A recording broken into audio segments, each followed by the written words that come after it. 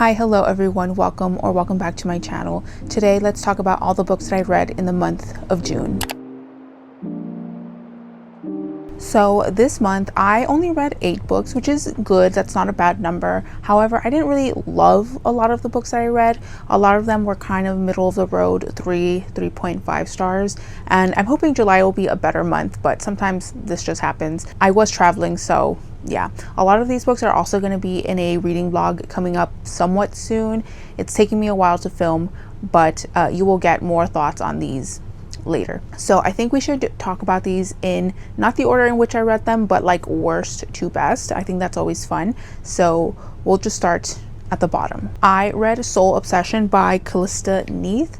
I got this in a Fake Crate when I was still subscribed to Fake Crate. I wanted to get this off my shelves. I had a feeling it wasn't going to be for me, but I did not know I would really dislike this. This book follows a princess and she lives in a very misogynistic kind of country. She was never considered to be the heir. Like her father never thought that she should be the next one, even though he has no sons. It was probably the heir is probably going to be a cousin or something. So she was pretty much always thought to be like a tool to use for like diplomacy. Like whoever she's going to marry is going to be someone that will benefit the country.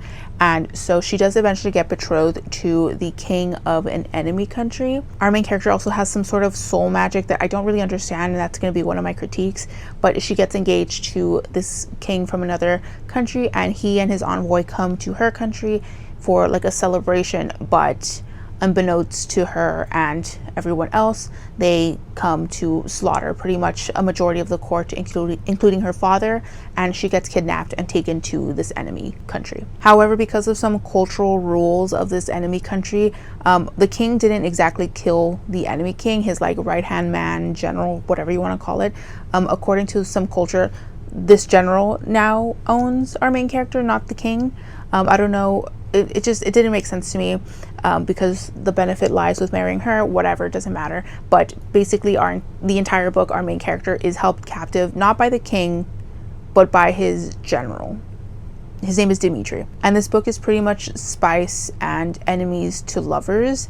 My biggest critique is that the development of the romance, the romantasy, was just like non-existent. We got our first spicy scene like 35 pages into this. It's a very spicy book, which I have no problem with. I'm not sure about what is romantasy and what is erotica and what the line is. Maybe this leans more into an erotica genre, but I don't particularly care for romance that is built off of just the intimacy. I really love a discussion, back and forth banter before we get to spice.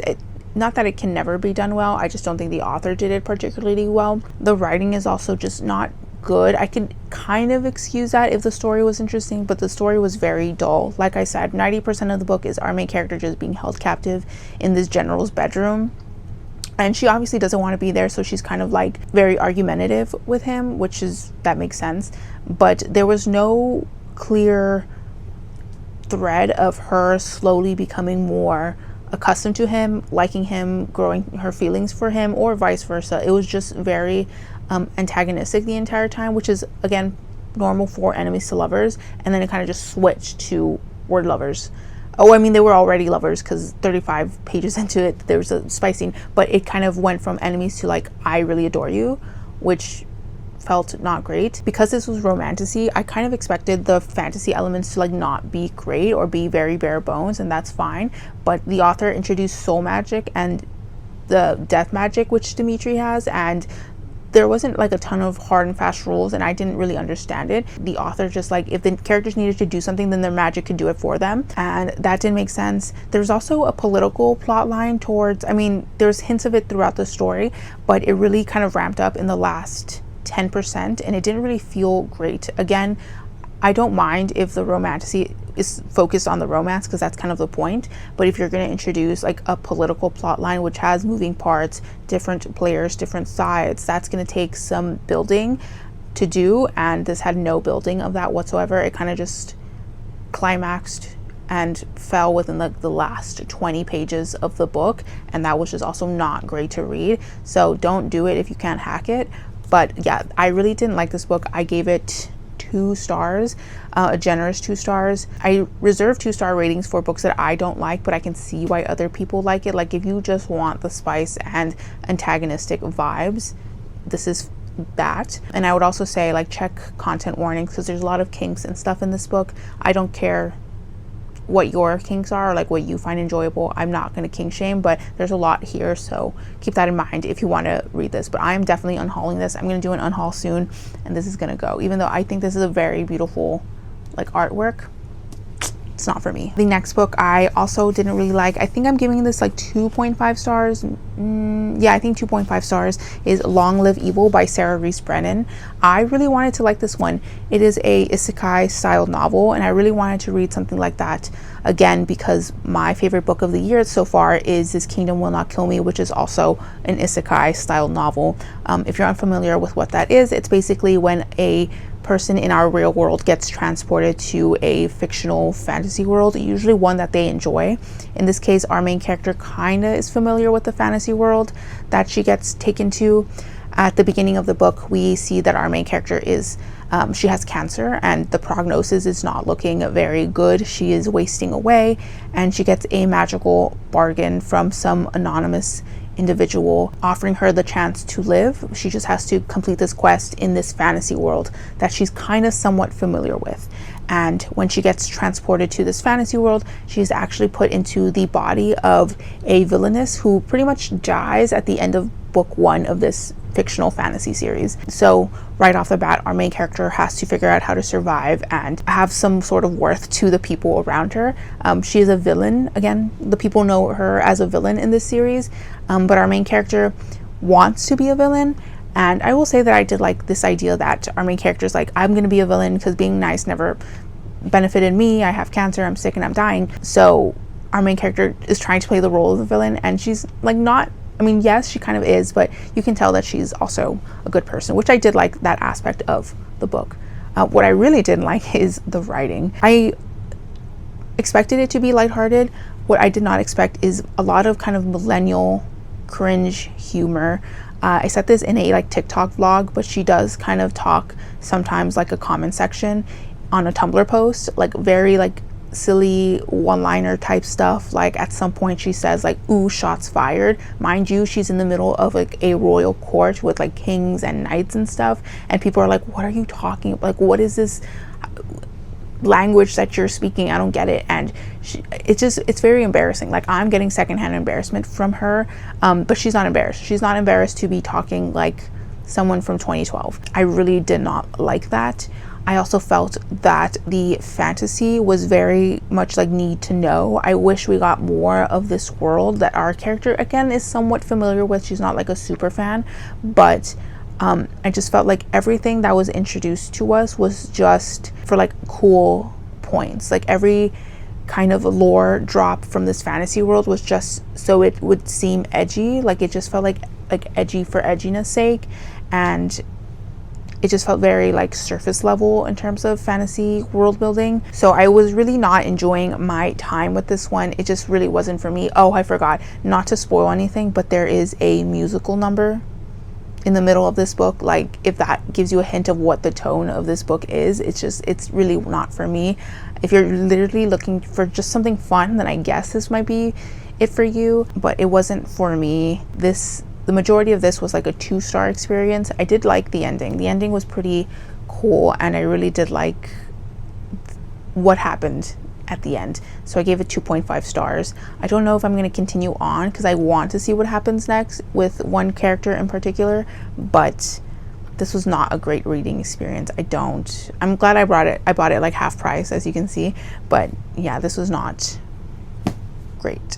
Now, everything else in this wrap up is like good, and I know who I would recommend it to if they asked. Yeah, let's get into like the decent books. Next, I have In the Event of Love by Courtney K. This is a very standard kind of fine sapphic contemporary romance. I was just really in the mood for something sweet and sapphic, honestly. I'm probably not going to think too much on this one. It's not one that kind of leaves a lasting impression on you, but it's fine just in the moment that you need it.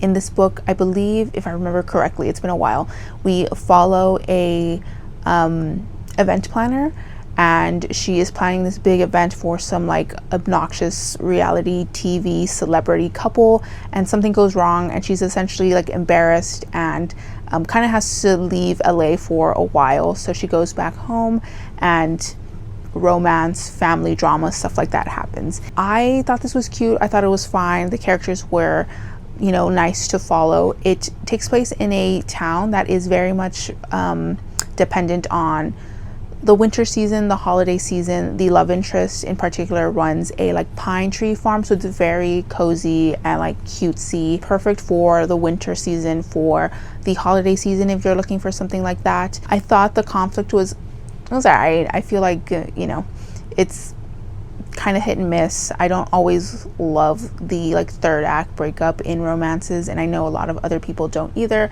but I don't really have much to say about this one other than that it was fine, it was cute. Not gonna think too much about this one, but it's nice to have in your back pocket if you're looking for something like this. I think I gave that one 3 stars. At 3.5 stars, I have Killer on the Road by Stephen Graham Jones. This is actually a bind up of 2 books, but I've already read The Babysitter Lives. I just needed to read this one.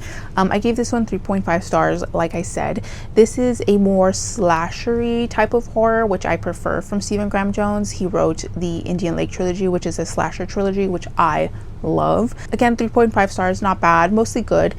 In this book, we follow our main character. I forgot her name. Harper. She has a big blowout with her mother. They seem to have a very rocky relationship, so she runs away, and she doesn't get that far before some of her best friends, her ex and her little sister, kind of catch up with her, and so they go on this road trip. And while they are on the road, there's also a killer on the road, and that's pretty much the premise. A big part of this book had to do with like trucker culture, which I'm not a trucker, but my father was not a super long distance trucker, but he had a couple of Peterbilts, and my mother also kind of works in the trucking industry, more so in sales. So this was kind of like fun to read because I have like a light connection to it. But the like killer in this book is so creepy and super unsettling. It's very kind of witty in the way that slashers can be witty, very gory, very violent. One thing that I always appreciate with Stephen Graham Jones is that he's not afraid to go there. These days, a lot of authors are afraid to like even like harm a hair on any character's head, and Stephen Graham Jones is not afraid to just go for it, and I really like that. As someone who's read a lot of his books at this point, or at least a lot where I feel like I've read a good chunk of his work, a lot of the female main characters start to feel kind of similar. I love Jade from the Indian Lake trilogy, but I don't always feel a distinction with some of his other female main characters that I've read from before. Like I said, I've read Babysitter Lives, I've read this book, I've read The Only Good Indians. I feel like I've read something else, I could be wrong, but his characters don't really stand out to me in the way that Jade has. So I'm kind of comparing him to himself, and I know he's really good at what he does, so I just have high expectations for him. And again, this one was fine. I don't love this, but it's not bad either. Really gross though. There's a scene towards the end that made me so uncomfortable, but it was fun for what it was, so yeah. And then I also have The Girl with a Thousand Faces. I'm kind of struggling between a 3.5 and a 4 with this one. This is the Broken Binding edition, and I think this is so beautiful. This is a kind of ghost story. I thought it was going to be more horror, but it kind of leans more into like urban, paranormal, supernatural fantasy, and it also takes place in, I want to say, Hong Kong. Yes, Hong Kong in 1975 Hong Kong. In this book, we follow a woman who washes up in Hong Kong post World War II or sometime during the end of World War II, and she does not remember who she is, where she's come from, but she can talk to ghosts, and she works for like a local triad, not as an exorcist, but as someone who can just deal with the ghosts. That's pretty much our story. The first third of this just felt like a very lighthearted urban paranormal fantasy a la Kate Daniels or Mercy Thompson, and then I guess halfway through the book there is a huge tonal shift of different storytelling narrative that some people might not like. I don't mind it, like a shift like that, but I didn't really love what I was getting for the majority of this book. There's a lot of chapters that where things were kind of I think it was like second person, so they were talking at us, and I really didn't care because it felt like a very long drawn out like lore dump, honestly. And then the last part of the book, we got more of like a revenge, like angry woman narrative, which I did like that part. So like my trajectory was like okay, and then it dipped, and then it kind of went back up, which is why I'm kind of struggling between a 3.5 and a 4. I did really like a lot of the themes about this one. We have kind of like a woman scorned character here, and I really liked following her story. In particular, I really liked how to deal with that anger inside you. I'm now like a very like lighthearted person. I try not to let anything get to me, but when I was younger, I was very frustrated and very angry all the time. I was a little bit like of an emo kid, and I think I would have really appreciated something like this when I was younger. Craft wise and storytelling and the work that went into this, I am more generous with my rating knowing that, so I'll give it a 4, like a very generous 4, but it's not bad. I see why so many people really enjoyed it. It just didn't hit me the way that it hit other people. I do really like the ending though. The ending kind of made up for a lot of the ambivalence that I had throughout the majority of this book. So this next book is 5 stars, but it's only at 3rd place because I read this book so many times that as much as I love it and as much as it's an all-time favorite, after reading this book like 10, 12, 13 times, it doesn't like hit the same way as when I first read it, and that is Blood and Chocolate by Annette Klaus. I reread this book every year. I tend to reread it around my birthday, which my birthday was on the 19th, so I wanted to read something familiar to me, something that comforts me, so I reread this. I've tabbed it, like I said, I've read this more than 10 times already. I've lost count, but this book follows our main character Vivian, who is a werewolf, and she's always loved being a wolf, but her father has passed away at the beginning of the book, and she feels very responsible for it. And 1 year later, she doesn't really feel at home with her pack, and she's never felt at home or comfortable with humans, so she really feels like a lone wolf. A lot of the things that Vivian is feeling about herself, her life, is just very similar to what most teenagers go through, and I was pretty much a similar age to Vivian when I read this book, so I like heavily imprinted on this book. I just have a soft spot for this. A lot of the content in here and the way the story progresses, the romance, is probably not going to be to a lot of people's taste, which is why I never like actually recommend it. If you didn't read this and love this when you were younger, you might not like it now in the year of 2026. I think this was published in 97 or something like that. Yes, 1997. So it's a bit old. Like this is like old school teen YA books, but I love this. One thing that I would do was when I had like a favorite scene, I would put like a star so I could like just flip to that scene and reread it. This is just a very comforting read. I feel like I've talked about it so many times in my life on this platform, on TikTok. I always try to see if there's something that I can get out of this reread, and in this particular reread, I was really trying to focus on like what people might not like about this book. Progresses too quickly, there's not enough depth in certain parts, but like I said, this is more for me than it is for like other people. We only have 2 more books left, and I guess in like 2nd place we have The Awakening by Kate Chopin. I'm very surprised I gave this 4.5 stars. You're gonna see this in a reading vlog, like I said, coming up soon. This is a classic. I think it was published in 1889, and there's a little bit of drama when it was first published because it touches on things that is very like unbecoming for a woman. Our main character, her name is Edna. In the summers, her and her husband and her children go to a like beach house. They don't own this beach house. It's like a big property, a big manor that's owned by this older woman, and her and other like wealthy people, they vacation at this like beach like estate, I guess.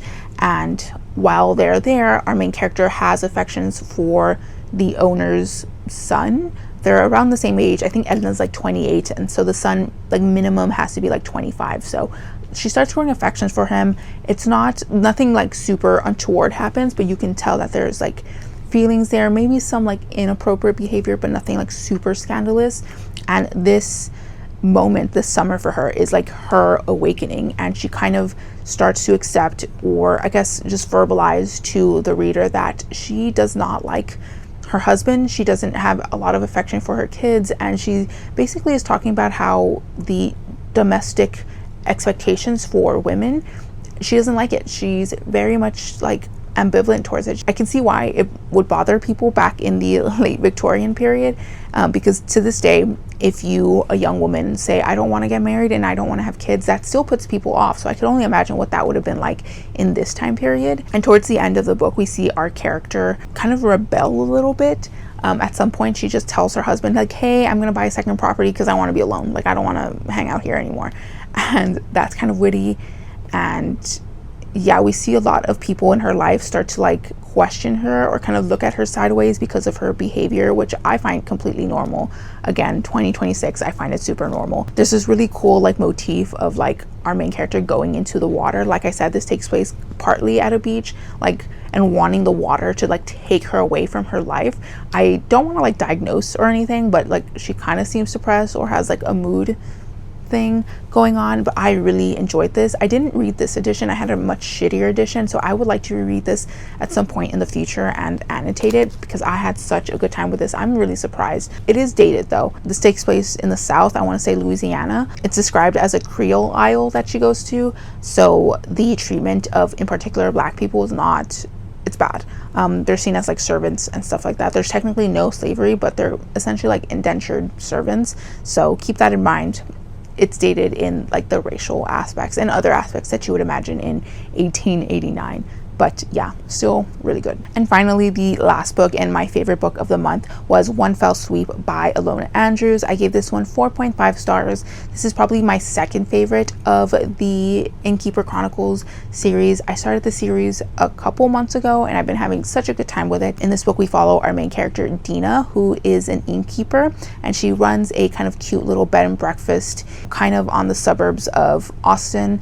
And this inn is actually magical. It's kind of sentient in a way, and it's connected to Dina like on an emotional kind of level. But the only people that can stay at this inn are intergalactic guests. So it's kind of like sci fantasy, and it's really cute, really fun, but also action packed. And like Ilona, if you've read Ilona Andrews, you kind of know like the vibe that you're getting. So there's a lot of character stuff, there's a lot of drama, romance, and again, action. I love Ilona Andrews. I've read a lot or majority of the Kate Daniels works. I loved This Kingdom Will Not Kill Me, as I've said before. So this is just very comforting to me. Ilona Andrews like knows how to tell their stories. They're very good at what they do at this point since they've been writing together for so long.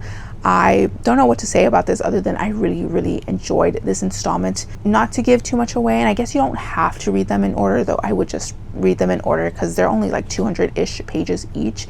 In this one, we are following an alien from a like dying species who is looking for sanctuary and to possibly find a way to breathe life back into his people. I think there's only like 1,000 of his people left, and they're all scattered throughout the galaxies. So it's very sad. And our main character Dina, her parents went missing one day. They were innkeepers as well, and one day they disappeared and the inn disappeared as well, and Dina has no idea what happened to them. And that's something that I guess we're gonna like tackle throughout the series. So again, if you're looking for fun action, a lot of like interpersonal family boyfriend relationship drama, romance, Ilona Andrews will never do you wrong.